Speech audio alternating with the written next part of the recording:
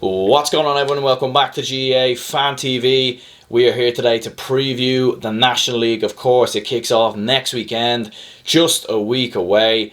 And yeah, lads, of course, I thought what I would do is break down absolutely everything that you guys need to know ahead of this year's National League.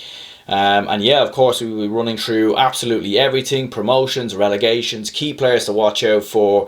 We'll be talking tactics, and of course, I'll be making my predictions as well as to who I think will, obviously get promoted and relegated, and of course, who will become this year's National League winners. Yeah, guys, of course, first of all, though, if you are new around here, hit that like button, hit that subscribe button as well. Let me know down in the comments below what you guys think will happen.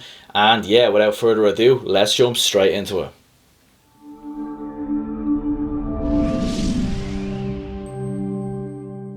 So yeah, lads, of course I won't spend too much time on the lower divisions because obviously, it's a bit tricky to know all the details about some of the counties down in the Division 4, like Wicklow or London, let's say, for example. But we will talk about the teams that I think will, of course, be getting promoted. Of course, at the moment, the favourites are Antrim. Of course, Carlow has been mentioned as well. A lot of people think Wexford might have a chance, of course, as well. But for me, it's very hard to look past Antrim going into Division 4. I mean, they had a they had a decent campaign last year, in my opinion. They finished third in Division 4, only to be, a little bit behind the momentum of Leitrim and Derry. And let's not forget, Leitrim, I think, won six of their 7 games. Derry won all 7 games. And Antrim did actually have a good campaign, finishing in third. And of course, they had a pretty decent championship, in my opinion, as well. Beat Louth in the qualifiers, and even showed a lot of promise and quality in the match against Tyrone. And of course, their manager Lenny Harbinson, he will be looking to get the best out of this Antrim side. They will, of course, be missing some of their players going into the championship this year. For example, one of their star players in Matt Fitzpatrick will be missing for Antrim because he actually has decided to go and play soccer instead. So I mean, fair enough. But they will have the return of Paddy Cunningham. He played in the Ulster final back in 2009 against Tyrone. And of course, one of the players that I think we should all keep an eye on, in my opinion, is Eamon Fife. Young rising star with Antrim at the moment. Shows a lot of quality, a lot of promise in the attack. So I think Antrim will do pretty well in Division 4, and I think they'll finish first. And then moving on, we will talk a bit about Carlow. Now, Carlow, of course, played in the Division 4 final 2 years ago. They know what it takes to get promoted, to get out of this division. And yeah, of course, they do have, a lot of quality in their team. They have a manager in Turlough O'Brien who knows exactly how to get the job done. And they are very much a team that is built on defence. Of course, this is a defensive setup, a defensive team. Of course, unless they change their tactics for 2020. But if we were to go off 2019 and 2018, we know that they are very much built on the defence. Of course, their standout defender, Daniel St. Ledger, very commanding at the back. And he has been, one of the forefronts for this Carlow side, of course, when they have been operating this, defensive type system, the blanket defence. Of course, though, you can't look past the captain, Dara Foley, star players like Paul Broderick. Brendan Murphy, of course, is still there as well. So they do have quality, and they have shown in previous years the type of quality they can possess. They had a disappointing 2019, of course, getting relegated from Division 3. But of course, their championship campaign was really what let them down, in my opinion. When you think back to 2018, they were Leinster semi-finalists and, beating the likes of Kildare along the way. So there are promise in there for Carlow. And I do think the way they play this blanket defence system is very more suitable to the National League as opposed to the Championship, mostly because most teams are rotating players, they're trying out new tactics, and the blanket defence is a lot more easier to set up, in my opinion. So yeah, I do think Carlow will get promoted alongside Antrim, and I think they'll finish in second. In terms of who could be the potential challengers, of course, Limerick have a couple of young players that are coming through the ranks at the moment. Wexford have a new manager in Paul Galvin. But I just don't see these two counties making it through and getting promoted, unfortunately. Limerick for me, are just a little bit behind the likes of Antrim and Carlow in terms of quality. And Wexford, while all the signs are there, and they are certainly a county that is trying to get back to where they were, 6-7 years ago, they are still a long way off, in my opinion. Probably one of the worst performing teams in the past couple of years. When you look at the decline of Wexford football, Paul Galvin has a lot of work to do, and we've already seen he's made a lot of changes to this team. He's taken a lot of players out, leaving out the likes of Dottie Waters. So a lot of work needs to be done still with Wexford, and Paul Galvin, we don't know how he's going to be at this level. We've seen him obviously as a player at the highest level of Gaelic football, but he's coming into a county that is very much at the bottom at the moment, so he still has a lot of work to do with this Wexford team.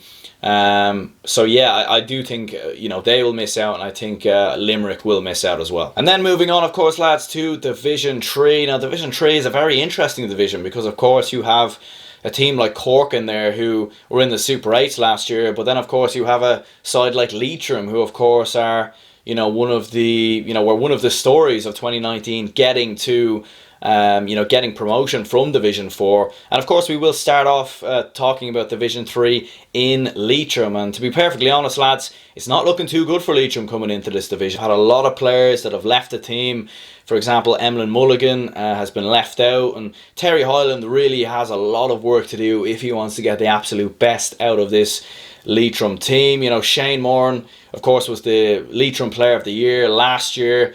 If Leitrim are going to do anything in 2020, if they're going to do anything successful with the resources that they have, Shane Moran making sure he's playing to his best of his ability is absolutely key, in my opinion.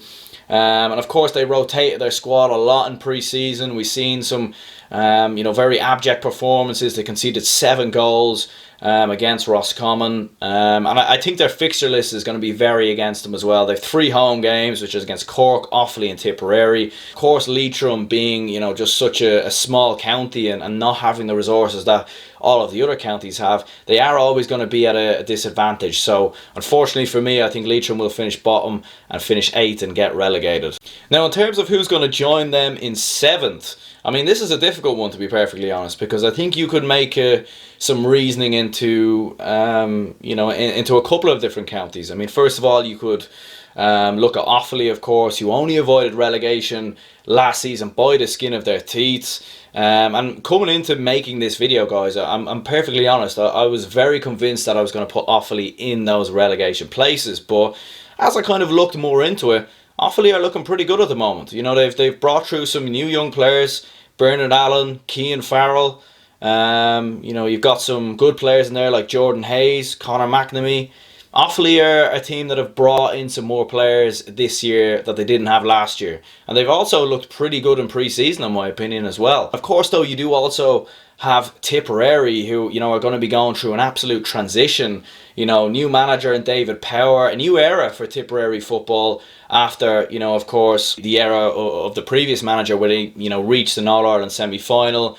And we're really, knocking on the door of some of the other counties. And of course, we're very close to even playing in Division 1 at one point. So, and of course, the big issue for Tipperary, no Michael Quinlivan, he's opted out. They do have a difficult start to their campaign as well, with Louth, Cork, Derry and Down in their opening 4 games. So that's 3 contenders for promotion, in my opinion, in their first 4 matches. Their last 2 games will be against Offaly and Leitrim, which will be absolutely critical to their survival. And of course, if they are going to do anything major this year, they will have to rely on Conor Sweeney. So hopefully he stays fit, hopefully he's available. Otherwise, and I think if they can get the best out of him in this Division 3 championship, I think they'll be okay. And then of course we do have Louth, and I'm going to be perfectly honest, I'm not too sure what to make of Louth at the moment. They are, I think, second favourites to get relegated. They have made a lot of changes to their team. There's a new era at Louth, of course, at the moment with the new chairman in Peter Fitzgerald. So it is a new era for Louth, and we'll have to see, how it all kind of pans out with them, of course. But I think all in all, if I'm going to make a prediction as to who I think will join Leitrim in the relegation zone, I'm going to say Offaly.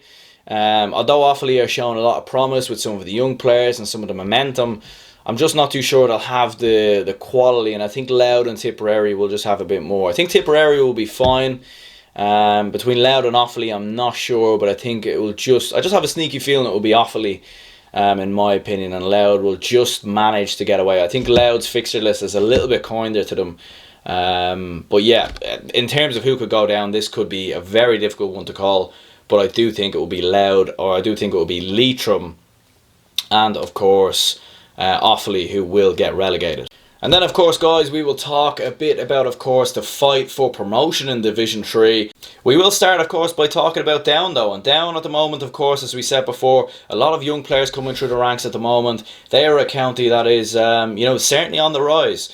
As we said before, Kilcoo, been very impressed with what they've done in the All-Ireland Club Championship, of course, coming through Down.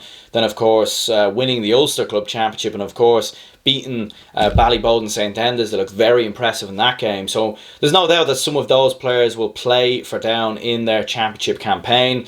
And yeah, as I said before, young emerging players coming through. Corey Quinn looking like a very good player. Liam Kerr, very much a rising star as well. Wishing the best for Caelan Mooney, who is one of Down's star players, but he was recovering from an alleged attack. So it's going to be interesting to see how Down gets on. They are looking very bright at the moment, looking very good, and it'll be interesting to see how they do. And then we cast our eyes down south to Cork, who of course are coming into Division 3 as the favourites for this championship, and rightly so. I mean, look, listen, they had a very poor National League campaign last year, getting relegated, which was, a massive surprise. The first time they're ever going to be playing in Division 3. But they managed to salvage their campaign in the All-Ireland Championship, showing impressive matches against the likes of Kerry, getting to the Super 8s, and of course, showing a lot of promise as well in some of those matches as well. Even when they played Dublin, they really put it up to Dublin in that opening game of the Super 8s, and we're actually leading, I think, with about 20 minutes to go. In terms of some of their players that we need to watch out for, of course, the likes of Luke Connolly. He was one of their big standout players last year. Mark Collins, you've got Brian Hurley there, Michael Hurley, and of course they do have Kieran Sheehan as well, who is actually returning from the Aussie Football League, and he was actually a 2010 All-Ireland winner. So, they'll have that bit more of experience in their team again this year. We know Cork are very much dominating the younger football scene as well at the moment. Of course, they won, I think, the under-21 All-Ireland last year. I think they won the minor championship as well. So, no doubt that Cork are going to bring through a lot more younger players as well. So, yeah, lads, it's going to be interesting to see how Cork gets on. And I do fully expect them to rotate their squad quite a bit throughout Division 3, bringing through a lot more young players. I think they can afford to do that. I do still think they will get promoted, and I actually think they will finish first, in my opinion. And then we have Derry, of course, who will be guided by new manager Rory Gallagher. Now, Rory Gallagher, of course, he's been on the scene, hasn't he, in Ulster football? He managed Fermanagh, and of course he managed Donegal as well. He did a good job with Fermanagh, in my opinion. He got them from Division 3 to Division 2, I believe, and they were very close to actually gaining promotion for Fermanagh last year. I think they finished third in Division 2. Perhaps the only thing about bringing Rory Gallagher into the fray is that he is a very defensive style manager. His teams in the past, very defensive, very blanket defence, and very very defensive. I think he's come under a lot of criticism from a lot of pundits in terms of the way he has operated his teams. Well, look, listen, I mean, if it's successful and it works and it gets his teams to the next level and it gets his teams competing, at the end of the day, sport has Gaelic football has a number of ways to win, and if he is winning, then of course happy days. And Derry will certainly be a team that will push for promotion this year. Of course, you've got the experienced captain in Chrissy McCaig. Brendan Rodgers, very good fullback in my opinion, supports the attack very well. You've got a rising star there at the moment in Ben McCarron, who has featured mostly at under 20 level and in the Dr. McKenna Cup. He's looking quite bright, so it'll be interesting to see how he does.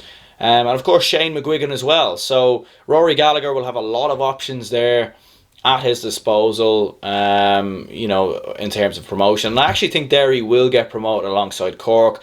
The reason why I think that is I think Derry have a bit more experience in their team, and I do also think that, you know, having Rory Gallagher as manager will help them. The only downside for Derry will be the change in style, because Derry weren't really a very defensive team last year. They were very attacking. They like to get the ball down and play. So it's going to be interesting to see what happens. Down will have a lot of young players there. They will also have a lot of players that will be, you know, coming back from Kilcoo as well. So it will be interesting to see what happens there. But in my opinion, I am going to go with Cork and Derry to get promotion. I do think Cork will run out as Division 3 champion. But yeah, lads, that is going to be the end of the video. Do let me know down in the comments below what you guys think will happen throughout this National League campaign. Am I right? Am I wrong? Let me know.